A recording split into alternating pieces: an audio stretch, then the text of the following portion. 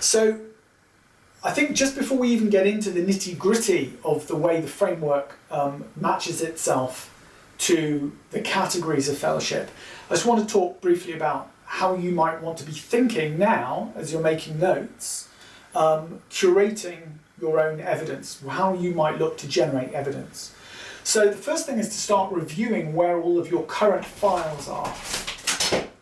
So you may want to just make absolutely sure that you do have digital copies of everything, that all of your notes are in a meaningful way. I've got folders, I've got digital folders, I've got hard copy folders of most of my teaching and most of my activities. But you maybe want to start thinking about how you're going to pull stuff together if it's in different places.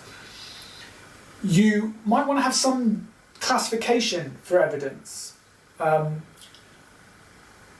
I think it can be quite evident to people very early on in their practice that they are really more interested in how you assess maths graduates rather than they are in other aspects of learning and teaching. Someone else might be particularly interested in internationalizing their curriculum. Someone else might be more interested in using digital technology to provide feedback. So that's fine. You don't necessarily have to collate evidence against everything for everything that you do all the time, but it is worth having some kind of classification system in place as you start collecting evidence. You might want to think about developing a master CV. It's very often tempting to leave your CV until you come to apply for another job, but I think it really does make sense to have a very extensive CV, a single A4 document, all of your publications, all of your leadership roles, all of your representation, all of the conferences that you attend, all of the CPD events that you attend, any additional responsibilities added to your job.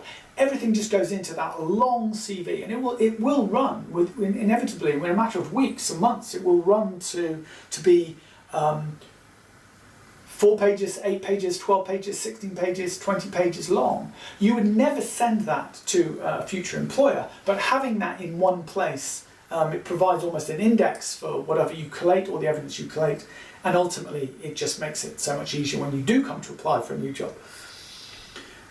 Making reflective notes on your evidence. As you go through the evidence and collate things, and as you generate new evidence, make reflective notes. We're talking later in the week about the process of reflection, but whatever your reflective process is, whether you use a formal process or whether it's just a gut feel sort of 100-word reaction as to how a session went or whether a resource worked, however you do it, make sure that you are recording those notes against specific evidence.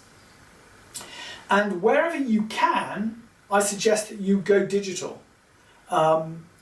You could start developing a blog site, even if it's completely private, even if no one has access to it. Having that discipline of logging on, making a recording, I would suggest once a week. Some people do it more than once a week. Any reflections, anything you've come across during the week, any conversations that you've had with colleagues, anything that develops that habit of reflective practice is going to be helpful.